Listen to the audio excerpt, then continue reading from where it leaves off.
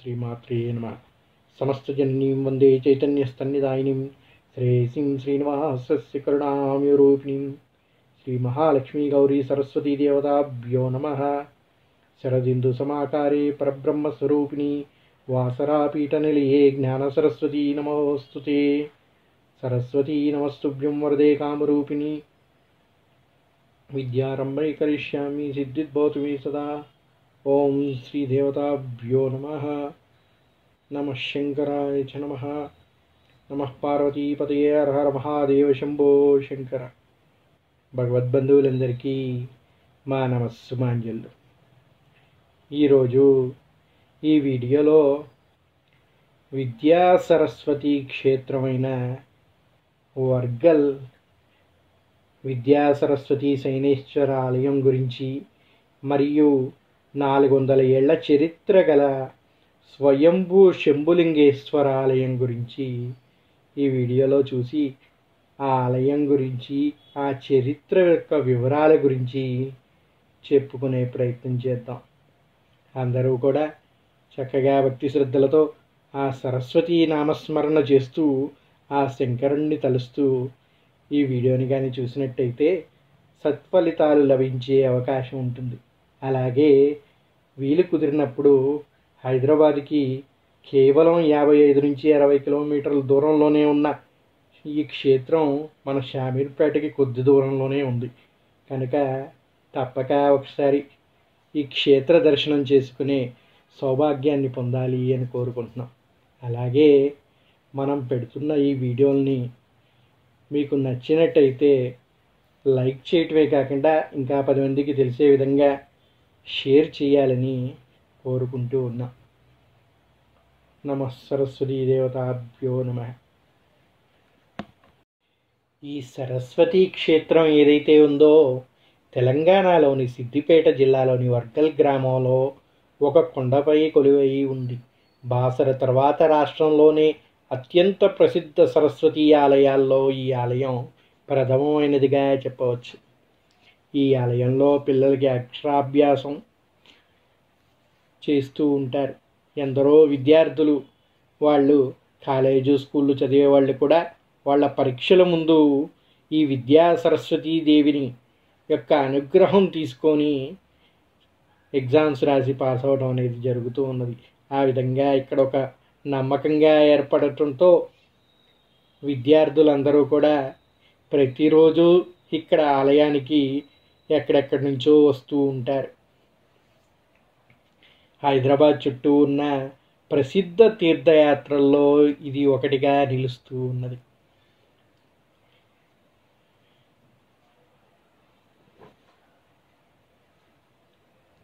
ఈ ఆలయాన్ని శ్రీ విద్యా సరస్వతి ఆలయం అని కూడా పిలుస్తారు. దీనిని 1989వ సంవత్సరంలో ఒక భక్తుడు సంకల్పించి ఈ ఆలయాన్ని నిర్మించినట్టుగా చెబుతూ ఉంటారు. దీని వెనుక ఒక చరిత్ర ఉంది. వర్గల్ నగరం అనేది ఈరోజు ఒక చిన్న ప్రాంతంగా కనిపించినప్పటికీ ఒకానొక సమయంలో కాకతీయ రాజుల నుంచి ఆ ముందు ఉన్న కొంతమంది ప్రముఖమైన రాజులు పాలించి ఇక్కడ చక్కని క్షేత్రాలు నిర్మించారు అని చెబుతూ ఉంటారు. ఇక్కడ దొరికిన చారిత్రక ఆధారాల ప్రకారం 400 సంవత్సరాల పూర్వమే ఇక్కడ చక్కని ఆలయాలు ఉన్నట్టుగా చెబుతూ ఉన్నారు. ఈ రోజుకి కూడా మనం చూసుకుంటే ఆ కొండ ప్రాంతంలో చుట్టూ ఈ సరస్వతి క్షేత్రానికి చుట్టూ కూడా కొన్ని వైష్ణవ క్షేత్రాలు ఉన్నాయి. కానీ అవి కొంచెం శిథిలావస్థకి చేరటంలో ఈరోజు మనం అక్కడ ఎటువంటి విగ్రహ దర్శనం అనేది చేసుకోలేకపోతున్నాం. కానీ ఇక్కడ స్వయంభూ శంభులింగేశ్వర ఆలయం అనేది ఒకటి ఉన్నదండి. ఆ ఆలయానికి ఎంతో చరిత్ర ఉన్నది. ఎందరో మహర్షులు ఇక్కడ నుంచి తపస్సు చేశారు అని చెబుతూ ఉంటారు. ఆ తపస్సు చేసుకోవడానికి వారు ఎంచుకున్న క్షేత్రమే ఈ స్వయంభూ శంభులింగేశ్వర క్షేత్రంగా చెబుతారు. ఈ ఆలయం కూడా ఏ విధంగా ఉంటుందయ్యా అంటే ఒక గుహ మధ్యంలో వెలిసి ఉంటాడు శంకరుడు. ఆయన అక్కడ ఉన్నాడని బయట ప్రపంచానికే చాలా కాలం వరకు తెలియలేదంటే ఏ విధంగా ఆ మహర్షుల తపస్సుకు మాత్రమే ఆ స్వామి ఇక్కడ వెలిశారు అని చెప్పుకోవచ్చు. ఆ తదనంతరం భక్తులు అనుగ్రహించడం కోసం ఒక ఆలయంగా నిర్మించబడి ప్రతి ఒక్కళ్ళకి కూడా ఈరోజు దర్శనమిస్తూ అనుగ్రహిస్తూ ఉన్నారు. ఎంత మహిమాన్వితమైన ఈ ఆలయం నేటికి కూడా సర్ప పూజ జరుపుతూ ఉంటారు అని చెప్తారు. 5 తలల నాగేంద్రుడు స్వామివారికి స్వయంగా ఇక్కడ పూజ జరిపిస్తూ ఉంటారని, అదేవిధంగా మహర్షులు నేటికి కూడా ఇక్కడ వాళ్ళ దివ్య శక్తులతో వచ్చి స్వామివారికి అర్చన చేసి వెళ్తూ ఉంటారు అని చెప్పేసి ఒక నమ్మికగా చెబుతారు. ఎందరో భక్తులు ఇక్కడ నిద్రించిన వాళ్ళకి ఆ వేద మంత్ర ఘోష వినిపించింది అని చెప్తూ ఉంటారు.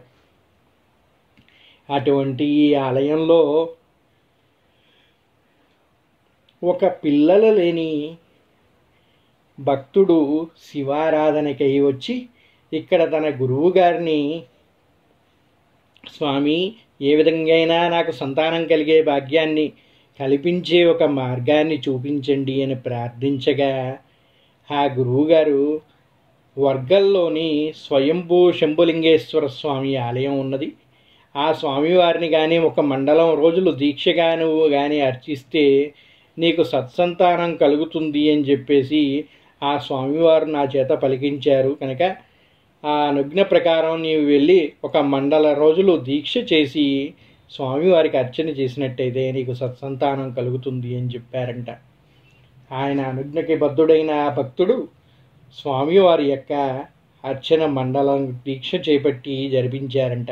ఆ విధంగా రోజు నిత్యం అభిషేకం చేస్తూ స్వామివారిని అర్చిస్తూ ఆయన సత్సంతానాన్ని పొందారు అని, ఆ విధంగా పొందడంతో సంతోషించినటువంటి వారు వారి గురువు గారికి ఈ ఆలయ క్షేత్రంలోనే తులాభారం జరిపించారని, అలా జరిపించిన తులాభారంతో వచ్చిన సొమ్ముతో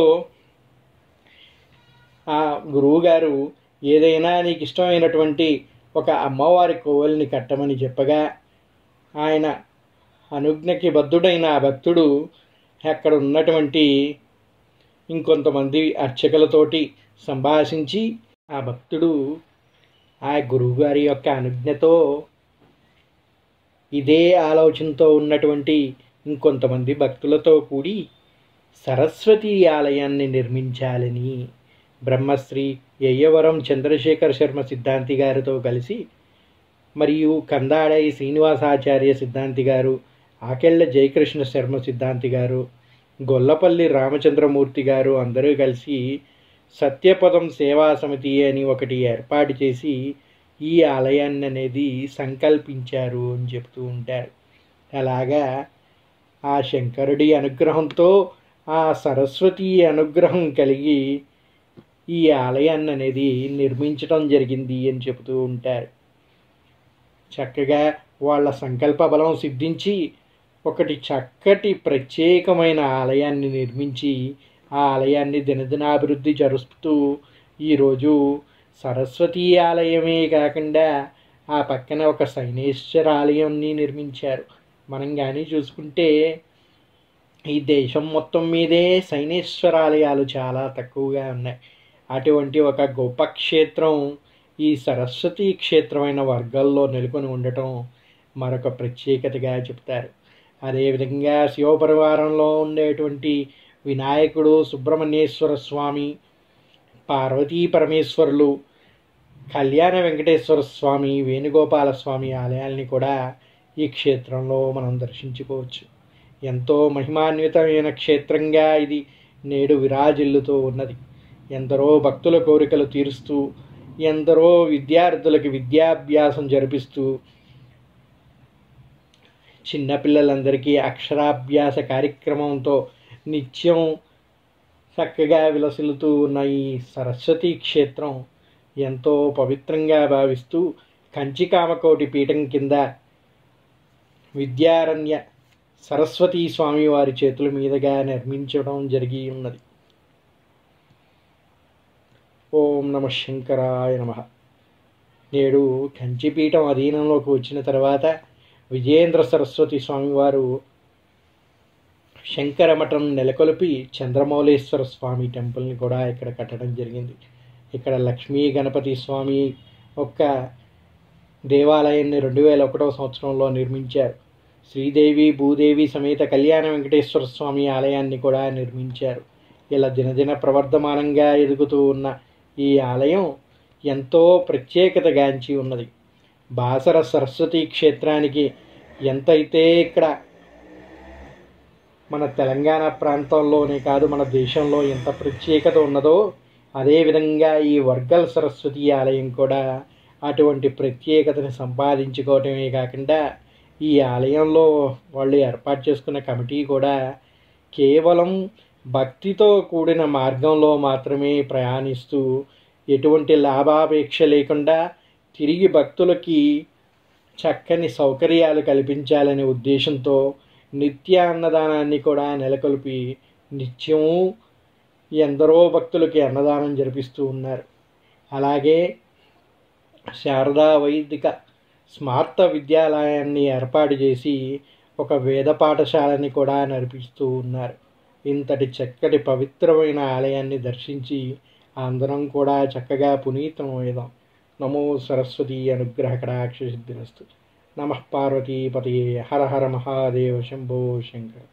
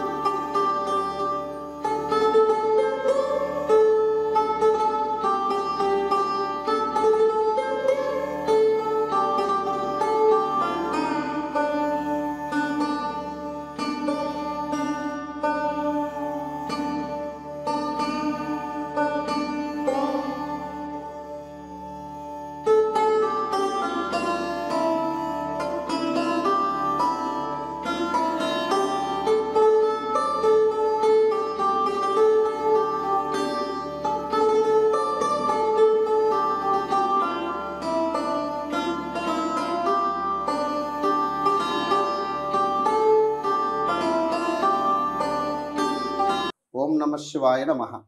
పూర్వం కాశీలో సుంబని శుంభులు అనేటువంటి రాక్షసులను వధించడానికి వెళ్ళేటువంటి సందర్భంలో కైలాసం నుండి వెళ్ళి మధ్యలో ఉన్నటువంటి సమయంలో సేద తీర్చుకోవడానికి స్వామి యొక్క సంకల్పాన్ని నెరవేర్చుకోవడానికి సంధ్యావందనం చేసుకునేటువంటి స్థలాలు ఏవైతే ఉన్నాయో వాటిని స్వయంభూ క్షేత్రాలుగా పరిగణనలోకి తీసుకుంటాము. అందులో భాగంగా ఈ యొక్క స్వయంకి కాశీకి ఉన్నటువంటి లక్షణాలన్నీ కూడా ఇక్కడ స్వామికి ఉంటాయి. ఈ స్వయంభూ స్వామిగా వెలిసినటువంటి వాడు ఇక్కడ వెలిసినట్టుగా ఎవరికి మానవులు తెలియదు. పూర్వం మునీశ్వరులు తపస్సు చేసుకుంటూ ఈ కొండల పంటి స్వేద తీర్చుకునేటువంటి వాళ్ళు. అలా కొన్ని సందర్భాలలో మృగాలు అంటే పుల్లు సింహాలు అనేటువంటి తాటిని తప్పుకోలేక ఈ కొండ గుహలో వచ్చేసి తపస్సు చేసుకుంటూ కూర్చున్నారు. అలాంటి సమయం లోపల ఒక భయంకరమైనటువంటి శబ్దం వెళ్ళి ఆ యొక్క శబ్దంలో నుంచి ఈ యొక్క శివలింగం పైకి లేచింది అని చెప్పేసి పూర్వం మునీశ్వరులు చెప్పినటువంటి విషయం. అప్పటి నుంచి ఈ యొక్క స్వామివారికి అభిషేకం చేసుకోవడానికి ఇక్కడ ఉన్నటువంటి జలాన్ని తీసుకొచ్చి అభిషేకం చేస్తూ చేస్తూ ఒకరోజు ఆ మునీశ్వరులకు అనుమానం వచ్చింది.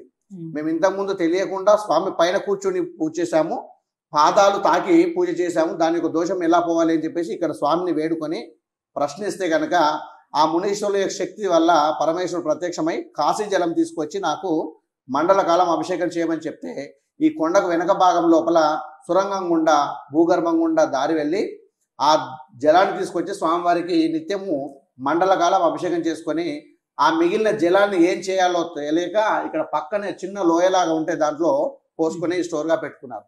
ఆ నీటిని నిత్యము కూడా మేము అభిషేకానికి ఇప్పటికీ కూడా వాడుతున్నాం. ఆ కాలం నుంచి ఈ కాలం వరకు మా వంశపార్యపరిమ అర్చకత్వంలో ఈ యొక్క స్వామివారికి ఆ యొక్క నీటితోని ప్రొద్దున అభిషేకాన్ని నిర్వహించడం జరుగుతుంది. ఆ నీటిని ఎలా ఉంటుంది అంటే ఇప్పటి వరకు సూర్యకిరణాలు తాకలేదు. దాన్ని సర్వరోగ నివారణగా పరిగణలోకి తీసుకుంటారు. అది మొదటిది స్వయంభూ క్షేత్రము, రెండవది పాలగుండం. అంటే ఈ పాలగుండం అని పేరు ఎందుకు వచ్చిందంటే అభిషేకం చేస్తాం కాబట్టి అది అంతా స్వీట్ గా ఉంటాయి నీళ్లు కూడా. ఇప్పుడు మనకు ఈ జనరేషన్ లో ఫిల్టర్ వాటర్ లాగా ఉంటాయి. అంత పవిత్రంగా ఇదే శివలింగం వెనకాల ఉండేటువంటిది. అప్పుడు పూర్వం అక్కడి నుంచి వచ్చేవాళ్ళం, గుండం నీళ్లు తీసుకొచ్చి స్వామివారికి అభిషేకం చేసుకొని మళ్ళీ వెనక్కి వెళ్ళేవాళ్ళం. ఈ దేవాలయం మార్పిడి చేసిన తర్వాత తూర్పు ముఖం అయిందే కాబట్టి ఇప్పుడు దేవాలయానికి వెనుక శివుడి వెనకాల గంగ అయింది. అంతకుముందేమో శివుడికి ముందు ఉండేటువంటి అలా ఉన్నటువంటి గంగను ఈ స్వామివారికి రోజు అభిషేకం చేస్తాం. ఇంతేకాకుండా ఇక్కడ స్వయంగా వెళ్ళినటువంటి క్షేత్రంలో స్వామివారికి ఎప్పుడు నాగసర్ప సేవ జరుగుతున్నది. కాశీ లోపల 7 ముఖంలో కలిగి మణి కలిగినటువంటి సర్పం సేవ చేస్తే ఇక్కడ 5 శిరస్సులు మణి కలిగినటువంటి సర్పం సేవ చేస్తుంది. అది మా వంశం వాళ్ళందరూ ఇప్పటి వరకు తీసుకొని ఉన్నారు, చూసి ఉన్నారు. దాని యొక్క ప్రాధాన్యత అందరికీ కూడా తెలుసు. ఇంకా కొంతమంది మా వాళ్ళే కాకుండా, మా వంశం వాళ్ళే కాకుండా ఇతరస్తులు కూడా ఆ యొక్క సర్పాన్ని చూసిన వాళ్ళు ఉన్నారు. ఇక్కడ సర్పం తిరుగుతుంది అనేటువంటిది అందరికీ తెలుసు. 5 ముఖాలతో 5 ముఖములు మణి కలిగినటువంటిది ఆ సర్పము స్వామికి రోజు సేవ చేస్తున్నది. దానికి కొంతకాలం మా వంశం వాళ్ళు మా తండ్రి ఉండగా కూడా దానికి పాలగిన్నె అనేది ఒకటి పెట్టాము. అది దొంగలు ఎత్తుకపోయిన తర్వాత దాన్ని మానేయడం జరిగింది. అంతకుముందు రోజు ఖచ్చితంగా 1 లీటర్ పాలు పోసేవాళ్ళం, ఆవు పాలు. అంటే ఇప్పటికీ అలా వచ్చి స్వామికి ఇప్పటికీ సేవ చేస్తున్నది. అది ఎప్పుడు వస్తుంది, ఎలా వస్తుంది అనేటువంటిది. పాత దేవాలయం ఉన్నప్పుడు మేము అక్కడ దీక్షల్లాగా చేసుకొని ఆ యొక్క దేవాలయంలోనే నిద్రించేటువంటి సమయంలో కొన్ని సందర్భాలలో మాకు అవుపించడము, మేము చూడడము అట్లాంటివి జరిగినది కాబట్టి మీకు ఇంత ఖచ్చితంగా చెప్పడం జరుగుతున్నది. తర్వాత 3వది సర్పసేవ. 4వది ఏంటి, ఈ దేవాలయం వెనకాల కాలభైరవుడు ఉంటారు. కాలభైరవుడు అంటే ఈ యొక్క కాలాన్ని కాపాడేటువంటి వాడు, శివుడికి ఎప్పుడు కూడా సేవకుడుగా నిలిచేటువంటి వాడు. ఆ యొక్క కాలభైరవుడు ఇక్కడ ఈ దేవాలయం వెనుకలో ఒక పెద్ద కొండకు ఉంటాడు. ఆ కొండకు ఉండేటువంటి వాడు ఎప్పుడు కూడా ఈ యొక్క ప్రాంతాన్ని అంతా కూడా కాలాన్ని అధిగణంలోకి తీసుకొని పర్యవేక్షణ చేస్తుంటాడు కాలభైరవుడు. కాశీలో ఉన్నటువంటి కాలభైరవుడు ఇక్కడ కూడా కాలభైరవుడు ఉంటాడు. శ్మశానము, ఈ కొండ పక్కనే శ్మశాన వాటిక. ఇక్కడ ఎవరైనా కూడా తోచిపెట్టడము, కాల్చడం అనేటువంటిది కూడా ఇక్కడ పక్కన చేస్తారన్నమాట. అంటే కాశీకి దేవాలయం పక్కన ఎట్లయితే శ్మశానం ఉంటుందో ఇక్కడ కూడా అదే విధంగా అక్కడ ఉన్నటువంటి గంగకు నిదర్శనం పాలగుండం. ఇవన్నీ కాకుండా పూర్వం మునీశ్వరులు ఈ యొక్క స్వామికి అభిషేకము సేవ చేసినటువంటి స్థలం కాబట్టి ఇక్కడ ఎవరైనా ఈ కొండ పైన, ఈ శంభుదేవుని కొండ అంటారు దీన్ని, ఈ కొండ పైన ఎవరైనా నిద్రిస్తారో వారికి ఖచ్చితంగా భక్తి శ్రద్ధలతో పడుకున్నటువంటి వారికి ఈ యొక్క వేదఘోష అంటే ఆ పుణ్యేశ్వరులు పూజ చేసినటువంటి వేద మంత్రోచ్చరణ, తబల, హార్మోనియము, సేవ చేసినటువంటి శబ్దాలన్నీ కూడా ఇక్కడ వినిపిస్తాయి ఇప్పటికీ. ఆ శక్తి భక్తి భావనతో పడుకున్నటువంటి వరకే ఖచ్చితంగా అవి కనిపిస్తాయి. ఈ యొక్క 6 లక్షణాలన్నీ కూడా స్వయంభూ క్షేత్రానికి ఉండడంతో పూర్వము ఆ కాశీ తర్వాత వెలిశాడు కాబట్టి ఇక్కడ ప్రజలంతా కూడా చిన్న కాశీగా పిలుచుకుంటారు. ఈ యొక్క జలాన్ని ప్రతి సంవత్సరము శ్రావణ మాసం లోపల ఇక్కడ చుట్టుపక్కల ఉన్నటువంటి 365 పల్లెలు ఈ యొక్క దేవాలయానికి వచ్చేసి పిక్నిక్ మాదిరిగా వనభోజనాలు చేసుకొని ఆ నీటిని తీసుకెళ్లి పాడి పంట పశువులకు, ఇప్పుడు యూరియాలు అవన్నీ వచ్చాయి, అప్పుడు యూరియాలు లేవు. ఏ దేవాలయంలోనైనా తీసుకెళ్లేసి ఆ యొక్క అభిషేక నీళ్లు కానీ లేకపోతే ఇట్లాంటి పవిత్రమైన జలం కానీ తీసుకెళ్లి పంటలలో చల్లితే ఆ పురుగు అంతా కూడా పోయి మంచి పంట వండేటువంటిది ఇక్కడ ఉన్నటువంటి ప్రాధాన్యత. అంతేకాకుండా ఈ యొక్క స్వయంభూ క్షేత్రాన్ని ఒక అతను సంతానం లేక చాలా ఏళ్ల సంబంధి బాధపడుతూ ఉంటే ఒక గురువు గారి దగ్గరికి తరచూ వెళ్ళేటువంటి వాళ్ళు. ఆ గురువు గారు ఏం చేశాడు, ఎన్నో సంవత్సరాలుగా వస్తున్నా కూడా ఎప్పుడు చెప్పలేదు. ఒకరోజు అకస్మాత్తుగా వెళ్ళేసి స్వయంభూ క్షేత్రమైనటువంటి వర్గల్ క్షేత్రంలో నీవు ఖచ్చితంగా మండల కాలము లేదంటే 9 వారాలు 11 వారాలు ఇట్లా స్వామికి అభిషేకం చేయి, నీకు ఖచ్చితంగా కొడుకు పుడతాడు, నువ్వు కొడుకు కోసం బాధపడుతున్నావు, నీకు 2 పిల్లలు ఉన్నారు అని చెప్పేసి చెప్తే, ఏంటి గురుగారు నువ్వు విచిత్రంగా మాట్లాడుతున్నావు, మాకు ఇప్పుడు సంతానం కాకుండా ఉండడానికి నేను ఆపరేషన్ కూడా చేయించాను నా భార్యకు అంటే, నాకు ఇప్పుడు ఆజ్ఞ వచ్చింది నేను చెప్తున్నా చెయ్యి అని చెప్పేసి ఆర్డర్ వేశాడు అతను. గురుగారు అని చెప్పేసి అంటే కొద్దిగా సంశయం వ్యక్తం చేసేటువంటి సందర్భంలో ఒక మాట ఏమన్నాడంటే, అరే నీకు డబ్బు లేకపోతే నేను ఇస్తారా, నేనే వచ్చి చేపిస్తాపా అని చెప్పేసి ఒకసారి ఆయన వచ్చి చేయించి మిగతా సార్లు వేరే అర్చకుల ద్వారా ఆ యొక్క స్వామికి 11 అభిషేకాలు 11 సోమవారాల నాడు ఆ యొక్క స్వామికి చేస్తే కనుక అతనికి మగ సంతానాలు 2 పిల్లలు పుట్టారు, కవల పిల్లలు. ఆ కవల పిల్లలు పుట్టిన తర్వాత గురుగారు చెప్పారు కదా, గురుగారికి తులాభారం చేస్తా అని చెప్పేసి ఆ గురుగారిని తీసుకొచ్చేసి ఈ పాత దేవాలయం ఉండేటువంటి పక్కనే కొండ మన గన్నేరు చెట్టు దగ్గర ఆ యొక్క గురుగారు తులాభారం చేస్తే తులాభారం చేసినటువంటి పైసలు 3 లక్షల చిల్లర. అప్పటికే ఆయన ధనికుడు, ఎవరు సంతానమైన అతను దాచపల్లి హనుమంతరావు కొడుకు దాచపల్లి శ్రీనివాసరావు. అతనికి కొడుకులు పుట్టిరనేటువంటి ఉద్దేశంతో గురుగారు తులాభారం చేస్తే ఆ తులాభారం చేసినటువంటి డబ్బులను ఈ దేవాలయంలోనే ఇక్కడే పెట్టుకొని ఆ గురుగారు ఇక్కడే పడుకున్నాడు 3 రోజులు. ఆ 3వ రోజు పర్మిషన్ వచ్చేంత వరకు, అంటే స్వామి యొక్క ఆజ్ఞ వచ్చేంత వరకు ఆయన ఇక్కడే పడుకొని ఇక్కడే ఉన్నాడు. ఆ తర్వాత 3వ రోజు తర్వాత స్వామికి ఆ యొక్క గురువు గారు చెప్పారు, నీకు ఏదైనా ఇష్టం ఉన్నటువంటి అమ్మవారి దేవాలయం కట్టమని చెప్తే అతని శిష్యులైనటువంటి దాచపల్లి ఆ శ్రీనివాసరావు గారు ఎంబడి ఉండేటువంటి అర్చకులు ఎవరైతే ఉన్నారో యాయవరం చంద్రశేఖర శర్మ, యాయవరము జయకృష్ణ శర్మ, నరసింహమూర్తి పంతులు, రామ్మూర్తి పంతులు, ఇట్లా ఒక 5గురు శిష్యులు ఉండేటువంటి ఆ గురువు.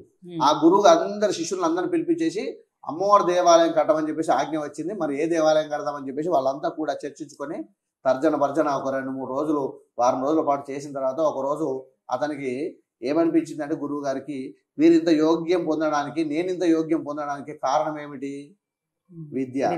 ఆ విద్యా సరస్వతి దేవాలయం కట్టాలని చెప్పేసి నిశ్చయం చేసుకున్న తర్వాత అమ్మవారి దేవాలయం కట్టాలని చెప్పేసి వాళ్ళు వచ్చి స్వామికి నమస్కారం చేస్తే తెల్లవారు రోజు రాత్రి అతని కలలో కనిపించేసి, నేను ఎక్కడైతే నాగసర్ప రూపంలో కనిపిస్తానో అక్కడ అమ్మవారి దేవాలయం ప్రతిష్టాపన చేసుకోమని చెప్పేసి ఆజ్ఞ వచ్చింది. ఈ కొండ దేవాలయం అంతా చుట్టూ వెతకగా అక్కడ ఎక్కడైతే నాగసర్పం ఉన్నదో ఆ సర్పము నిజమా కాదా తెలుసుకోవడానికి మాలాంటి వాళ్ళము దాన్ని ప్రయత్నం అంటే తీసివేయడానికి ఎన్నో ప్రయత్నాలు కూడా చేసినాము. ఆ ప్రయత్నము ఎవరితో కాలేదు. కాకపోవడంతో అది దైవికమైనటువంటి పాముని నిర్ధారణ చేసి ఆ గురుగారు వచ్చి నమస్కారం చేసిన తర్వాత ఆ పాము అక్కడ నుంచి వెళ్ళిపోయింది. ఆ తర్వాత అమ్మవారి దేవాలయం కట్టడం జరిగింది శివుడి ఆజ్ఞతోని. ఈ తర్వాత ఇక దినదిన ప్రవర్తమానకంగా భక్తులు అధిక సంఖ్యలో రావడము, ఇక్కడ ఏరియాలో శివాలయం ఉన్నది, అక్కడ అమ్మవారి దేవాలయం అయింది. ఒక చిన్న శనేశ్వరాలయం కడదామని చెప్పేసి వాళ్ళ ఉద్దేశంతో శనేశ్వరాలయం అమ్మవారి దేవాలయం 2 ఒకటేసారి 92లో ప్రతిష్టాపన జరిగింది. 1992లో ప్రతిష్టాపన, 90లో ఈ సంకల్పము, 91లో ఆ యొక్క దేవాలయ నిర్మాణం స్టార్ట్ అయింది. 92లో పుష్పగిరి స్వామి చేతుల మీదుగా ఆ యొక్క దేవాలయ ప్రతిష్టాపన జరిగింది. ఆ తదుపరి రోజు దినదిన ప్రవర్తమానకంగా